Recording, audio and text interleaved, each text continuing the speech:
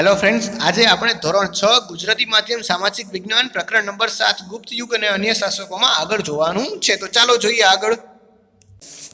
ગુપ્ત યુગમાં વિજ્ઞાનની સ્થિતિ. મહાન વૈજ્ઞાનિકો આર્યભટ્ટ અને વરાહમિરના સમયમાં હતા. આર્યભટ્ટે શૂન્ય અને દશાંશ પદ્ધતિની શોધ કરી હતી, જ્યારે વરાહમિરે બૃહદ સંહિતા નામનો ખગોળશાસ્ત્રને લગતો મહત્વપૂર્ણ ગ્રંથ લખ્યો હતો. વાગ્યભટ્ટે આયુર્વેદ ક્ષેત્રે અષ્ટાંગ હૃદય સંહિતા નામનો મહાન ગ્રંથ લખ્યો હતો. આ કાળે મનુષ્ય અને પ્રાણીઓ માટે વૈદ્યશાસ્ત્ર વિકસ્યું હતું. હાથી ઘોડાઓની પણ દવાઓ શોધાઈ હતી. રસાયણશાસ્ત્રનો પણ ખાસો વિકાસ થયો હતો. તેનું સર્વશ્રેષ્ઠ ઉદાહરણ દિલ્હી પાસે આવેલા મેહરૌલીનો લોહ સ્તંભ છે, જે હજી સુધી કાટ લાગ્યો નથી. તો વિજ્ઞાનની વાત કરીએ તો ગુપ્ત યુગમાં મહાન વૈજ્ઞાનિકો પણ થયા હતા. જેમ કે વાત કરીએ તો આર્યભટ્ટ, જેણે શૂન્યની શોધ કરી હતી. વિદ્યાર્થી મિત્રો, આપણે જ્યારે લખીએ છીએ 0 1 2 3 4 તો 0ની શોધ છે એ આર્યભટ્ટે કરી હતી, બરાબર. અને આપણે દશાંશ પદ્ધતિ જે લખીએ છીએ ને કે 1.2 ને 1.3 ને, તો આ દશાંશ પદ્ધતિ છે. પોઈન્ટ લખવાની શરૂઆત છે એ આર્યભટ્ટે જ આપણને આપી હતી. વરાહમિરની વાત કરીએ તો એ બૃહદ સંહિતા નામનો ખગોળશાસ્ત્રને લગતો ગ્રંથ લખ્યો હતો. ખગોળશાસ્ત્ર એટલે આકાશમાં તારા અને સૂર્ય ને બધું હોય ને એને લગતો ગ્રંથ. વાગ્યભટ્ટે આયુર્વેદિકને લગતો અષ્ટાંગ હૃદય સંહિતા નામનો ગ્રંથ લખ્યો હતો, બરાબર છે. અને જેમાં એ બતાવે છે કે મનુષ્ય અને પ્રાણીઓ માટે પણ વૈદ્યશાસ્ત્ર છે. અને હાથી અને ઘોડાઓની દવાઓ પણ શોધાઈ હતી. વિદ્યાર્થી મિત્રો, પહેલે માત્ર મનુષ્યની દવા હતી, અત્યારે હાથી ઘોડાની પણ શોધાઈ ગઈ છે. રસાયણશાસ્ત્ર એટલે કેમિકલી જે આપણે વાત કરતા હોય, બરાબર છે, કેમિકલી દવાઓનો પણ એ ટાઈમે યુઝ થયો હતો. જેનું ઉદાહરણ જોઈએ તો જે લોહ સ્તંભ છે મેહરૌલીમાં દિલ્હીમાં આવેલો છે, એને હજી સુધી કાટ લાગ્યો નથી. હવે જોઈએ તો સમ્રાટ હર્ષવર્ધન. ગુપ્ત યુગ પછી પ્રાચીન ભારતના મહત્વપૂર્ણ રાજ્યમાં હર્ષવર્ધનનું રાજ્ય ગણાય છે. તેઓ થાનેશ્વરના પુષ્યભૂતિ વંશના હતા. પ્રભાકર વર્ધનના પુત્ર રાજ્યવર્ધન અને હર્ષવર્ધન હતા, જ્યારે તેમની પુત્રી રાજ્યશ્રી હતી. રાજ્યશ્રી કનોજના રાજા ધ્રુવ વર્માને પરણી હતી. ગૌંડ રાજવી શશાંક અને માલવ રાજે રાજ્યશ્રીનું અપહરણ કરી રાજ્ય પર આક્રમણ કરતા મોટી કટોકટી ઊભી થઈ હતી. રાજ્યવર્ધનનું મૃત્યુ રાજ્યશ્રીને બચાવવા જતાં થયું. આવી કટોકટી પરિસ્થિતિમાં ઈસવીસન 606માં સમ્રાટ હર્ષે રાજ્યારોહણ કર્યું. તેણે રાજ્યશ્રીને બચાવ્યા. તેટલું જ નહીં, રાજ્યશ્રીનું રાજ્ય કનોજ અને થાનેશ્વર એમ બંને રાજ્ય પર પોતાનું યોગ્ય શાસન શરૂ કર્યું. હર્ષવર્ધન પ્રાચીન ભારતના મહાન સમ્રાટ હતા. તેણે મગધ, ઓડિશા, સારસ્વત, ગોંડ, મિથિલા સુધી પોતાનું રાજ્ય ફેલાવ્યું હતું. તેના સમકાલીન રાજ્યોમાં વલ્લભીના મૈત્રક રાજા ધ્રુવસેન તેના જમાઈ હતા. દખ્ખણમાં પુલકેશી બીજો સૌથી શક્તિશાળી રાજા હતો. હર્ષવર્ધન અને પુલકેશી વચ્ચે થયેલા નર્મદા યુદ્ધમાં સમ્રાટ હર્ષવર્ધનનો પરાજય થયો. હર્ષે મોટા ભાગે નર્મદાથી ઉત્તરના શક્તિશાળી રાજા ગણાતા હતા. સમ્રાટ હર્ષનું સાંસ્કૃતિક પ્રદાન બહુ અગત્યનું હતું. તેના સમયમાં મહાન ચીની યાત્રાળુ યુએન ત્સાંગ ભારત આવ્યા હતા. તેમના રાજ દરબારમાં રહ્યા હતા. હર્ષ શૈવ ભક્ત હતા અને પછી બૌદ્ધ ધર્મના મહાન અનુયાયી બન્યા. હવે શું કહેશે કે ગુપ્ત યુગ પૂરો થયો એના પછી કોઈ મહાન શાસક તરીકે આપણે આગળ જોઈએ ઇતિહાસમાં તો હર્ષવર્ધન જે શક્તિશાળી રાજા હતો. હવે થાનેશ્વરમાં પુષ્યભૂતિ નામના વંશ છે, એમાં પ્રભાકર વર્ધન છે, એના 2 દીકરા હતા. એક હતા રાજ્યવર્ધન અને બીજા હતા હર્ષવર્ધન. અને ત્રીજી એમની પુત્રી હતી રાજ્યશ્રી, બરાબર છે. તો શું થાય છે વિદ્યાર્થી મિત્રો કે જો આ 3 ભાઈ બહેન રાજ્યવર્ધન, હર્ષવર્ધન ને રાજ્યશ્રી, 3 ભાઈ બહેન હતા. રાજ્યશ્રીના લગ્ન છે એ ધ્રુવ વર્મા છે એની સાથે કરવામાં આવે છે. કનોજના રાજા હતા.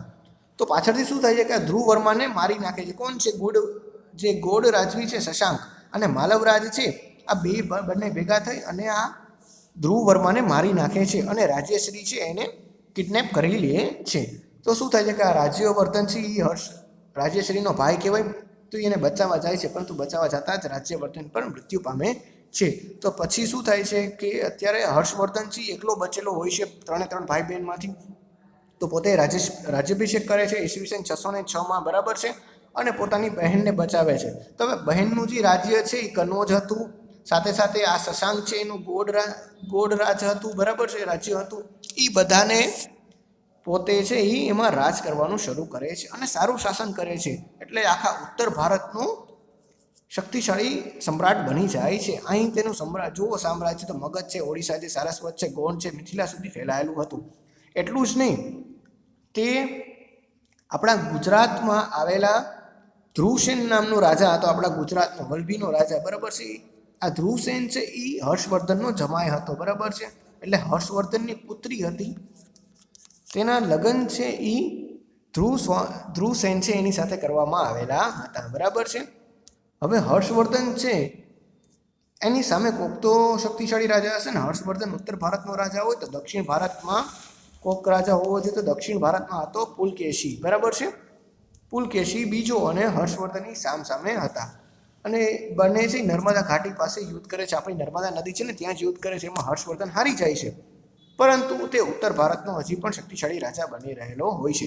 અને એના જ સમયમાં યુએન સાંગ પણ આવે છે અને યુએન સાંગ પણ જે ધર્મ પરિષદનું આયોજન કરતો હર્ષ કનોજમાં એમાં પણ અધ્યક્ષ પદે ભાગ લેતા હતા, બરાબર છે. અને બુદ્ધની જે પ્રતિમા છે હાથીની અંબાડી ઉપર મૂકી તેની પૂજા કરી પ્રસ્થાપિત કરવાનો હતો. હિનયાન અને મહાયાન છે જે ગુપ્ત સમયમાં ભાગ પડેલા હતા એની ગોષ્ઠી યોજાણી, એટલે કે એ લોકો ચર્ચા વિચારણા કરવા ભેગા થયા હતા, બરાબર છે. સમ્રાટ હર્ષ સાહિત્ય કલા અને વિદ્યા પ્રત્યે અનુરાગ ધરાવતો હતો. તેના દરબારમાં મહાન કવિ બાણભટ્ટ સંકળાયેલા હતા, જેણે હર્ષચરિત્રમ અને કાદંબરી જેવા સંસ્કૃતિ સાહિત્યના મહાન ગ્રંથો લખ્યા હતા. મયુર ભટ્ટ અને કવિ જયસેન પણ હર્ષના સમયમાં મહાન કવિઓ હતા. સમ્રાટ હર્ષે પોતે પણ ઉચ્ચ કોટીના સાહિત્યકાર હતા. તેમણે પ્રિયદર્શની અને રત્નાવલી નામના 2 નાટકોની રચના કરી હતી. સાથે સાથે ભગવાન બુદ્ધની જાતક કથાઓ ઉપરથી નાગાનંદન નામનું વિશિષ્ટ નાટક પણ રચ્યું હતું. હવે શું કહે છે કે એના જે હર્ષના દરબારમાં કવિ હતા જેનું નામ છે બાણભટ્ટ, એણે પણ હર્ષચરિત્ર અને કાદંબરી નામના 2 ગ્રંથો લખ્યા હતા બાણભટ્ટે, બરાબર છે. અને હર્ષ છે પોતે પણ સમ્રાટ હર્ષ છે એ પણ એક સારો કવિ હતો, એટલે જ એની પુત્રીના નામ ઉપરથી 2 નાટકોની રચના કરી હતી, પ્રિયદર્શિકા અને રત્નાવલી, બરાબર છે. એક જ નામ છે પ્રિયદર્શિની અને રત્નાવલી, એની જ પુત્રી છે જેના લગ્ન ધ્રુવસેન સાથે થયા હતા, બરાબર છે. અને સાથે સાથે ભગવાન બુદ્ધના ઉપરથી નાગાનંદ નામની નાટક પણ રચ્યું હતું સમ્રાટ હર્ષે. અને અન્ય સાથે શું કરતા કે મૈત્રી સંબંધો બાંધવા માટે પોતે ચીનમાં દૂત પણ મોકલ્યા હતા, બરાબર છે. અને ચીનથી ભારતમાં પણ દૂત આવતા હતા અને તેને નાલંદા વિદ્યાપીઠને નિભાવવા માટે 100 ગામ જેટલા ગામ છે એ ભેટમાં આપ્યા હતા. હવે જોઈએ પુલકેશી બીજો, બરાબર છે. આ સમ્રાટ હર્ષને હરાવ્યો હતો નર્મદા નદી પાસે. તો એ ચાલુક્ય વંશનો પુલકેશી રાજા હતો, બરાબર છે. મહારાષ્ટ્રમાં રાષ્ટ્રકૂતોની સત્તા આંચકી રાજ્ય સ્થાપ્યું હતું. મહારાષ્ટ્રમાં રાષ્ટ્રકૂતો નામની સત્તા ચાલતી હતી, બરાબર છે. એને હરાવી અને પોતાની સત્તા શરૂ કરાવી હતી. પુલકેશી બીજાએ 40 વર્ષ જેટલા લાંબા સમય સુધી શાસન કર્યું હતું, જેણે સમ્રાટ હર્ષને પણ હરાવ્યો હતો અને એક મહાન વિજેતા હતો. તેણે દક્ષિણ ભારતમાં કંદબો, માહેશ્વરના ગંગો, કોણોકાના મૌર્યોને હરાવી દક્ષિણ પથના સ્વામીનું બિરુદ ધારણ કર્યું હતું. એટલે આટલા બધા રાજાઓને હરાવી અને દક્ષિણ પથના સ્વામીનું બિરુદ ધારણ કર્યું હતું. એટલે આ દક્ષિણ ભારત આપણે જોઈએ તો અહીંયાથી લઈને દક્ષિણ આપણા ગુજરાતની નર્મદા નદી સુધીનો આ તમામ વિસ્તાર છે જીત્યો હતો. એટલે દક્ષિણ પથના સ્વામીનું બિરુદ ધારણ કર્યું હતું, બરાબર છે. લાટ છે, માલવા છે, ગુજરનો પ્રદેશ પણ તેમણે હરાવ્યા હતા. કર્ણાટક, મહારાષ્ટ્ર અને કોંકણ સુધીનો વિસ્તાર છે એ તેનો સ્વામી હતો, તેનો રાજા હતો, બરાબર છે. અને ઈરાનમાં પણ પોતાના રાજદૂતો તે મોકલતો હતો અને ઈરાનનો શહેનશાહ ખુશરો બીજો છે એનો મિત્ર હતો, બરાબર છે. યાદ રાખજો વિદ્યાર્થી મિત્રો, હર્ષ ચીન મોકલતો, જ્યારે પુલકેશી બીજો છે એ ઈરાન મોકલતો, આ સાઈડ મોકલતો, બરાબર છે. શહેનશાહ ખુશરો બીજો એનો મિત્ર પણ હતો. ઓકે, હવે અન્ય રાજાઓની વાત કરીએ તો એ સમયમાં કાંચીના પલ્લવો હતા, રાજસ્થાનના ગુજર પ્રતિહારો હતા, વલ્લભીના મૈત્રકો હતા, બરાબર છે. વલ્લભી એટલે આપણું ગુજરાત, એના મૈત્રક વંશો હતા. દક્ષિણ ગુજરાતમાં વાત કરીએ તો ગુજ્જરો હતા, કાશ્મીરમાં કકરટોકો હતા, બરાબર છે. જેમાં કાંચીના પલ્લવોનું સ્થાપત્ય અને કલાની રીતે વિશ્વમાં પ્રખ્યાત થયા છે. તેમણે બ્રહ્મા, વિષ્ણુ, મહેશની અનેક મૂર્તિઓમાં શિલાઓમાં કંડારી મંદિરો બંધાવ્યા હતા. મહાબલીપુરમના સમુદ્ર તટે રથ મંદિરો બંધાવેલા જોવા મળે છે પલ્લવોના, બરાબર છે. આ રીતે પલ્લવોનું પણ એક સારું કાર્ય જોવા મળે છે. કાંચીવરમમાં તેમણે બંધાવેલું કૈલાસ મંદિર છે એ શ્રેષ્ઠ મંદિર તરીકેની ગણના થાય છે, બરાબર. વિદ્યાર્થી મિત્રો, અહીં આપણો પાઠ છે એ પૂરો થાય છે. ચલો એકવાર ફટાફટ સ્વાધ્યાય જોઈ લે. તો ગુપ્ત વંશનો સ્થાપક કોણ છે? તો ગુપ્ત વંશનો સ્થાપક છે એ શ્રીગુપ્ત જોવા મળે છે, બરાબર છે. શ્રીગુપ્ત પછી ઘટોત્કચ, ઘટોત્કચ પછી ચંદ્રગુપ્ત પહેલો, ચંદ્રગુપ્ત પછી સમુદ્રગુપ્ત અને સમુદ્રગુપ્ત પછી ચંદ્રગુપ્ત બીજો, બરાબર છે. આ રીતની એની ચર્ચા હોય છે, વંશેનો જાય છે. બીજું જોઈએ, સિક્કાઓમાં કયા રાજ્યને વીણા વગર તો દેખાવામાં આવે છે? તો વીણા વગર તો રાજા જેને કવિરાજનું બિરુદ મળેલું છે એવો છે સમુદ્રગુપ્ત. પછી દિલ્હી ખાતે લોહ સ્તંભનું નિર્માણ કોના સમયમાં થયું હતું? તો દિલ્હી ખાતે જે લોહ સ્તંભ આપણે જોઈ છે જેને કાટ લાગેલો નથી, ચંદ્રગુપ્ત બીજાના સમયમાં જોવા મળે છે, બરાબર છે. આગળ જોઈએ તો કુમારગુપ્તના સમયમાં કઈ વિદ્યાપીઠની સ્થાપના થઈ હતી? કુમારગુપ્તના સમયમાં આપણે જોઈએ ચર્ચા કરીએ તો આપણને એ ખબર પડે છે કે નાલંદા વિદ્યાપીઠ છે તેના સમયમાં સ્થપાઈ હતી. બરાબર છે વિદ્યાર્થી મિત્રો. વલભી તો આપણા વલભી ગુજરાતમાં સ્થપાઈ હતી. વિક્રમશિલા તો આવતી જ નથી. કાશી તો વિદ્યાપીઠ જ નથી.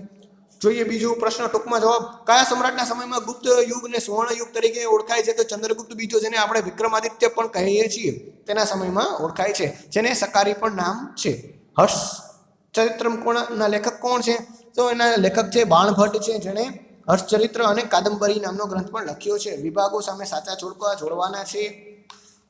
બરાબર છે. તો આપણે યાદ રાખવાનું છે કે મુખ્ય સેનાપતિ છે એ કોણ હતો? તો મુખ્ય સેનાપતિ છે એને આપણે મહાબલાધિકૃત કહેતા હતા. બરાબર છે. આ આન્સર આવશે.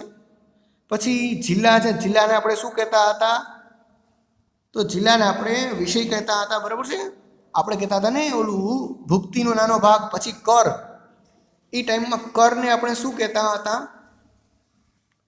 બરાબર છે. ઉત્પાદનનો છઠ્ઠો ભાગ રાજા લેતા હોય તો બાણભટ્ટ છે. બાણભટ્ટમાં શું આવે છે? તો બાણભટ્ટ છે એ આવે છે અષ્ટાંગ હૃદય અને ઈરાનના શહેનશાહ ખુસરો હતા. બરાબર છે. આ રીતનું આપણું અહીં પાઠ પણ પૂરો થાય છે. Thank you.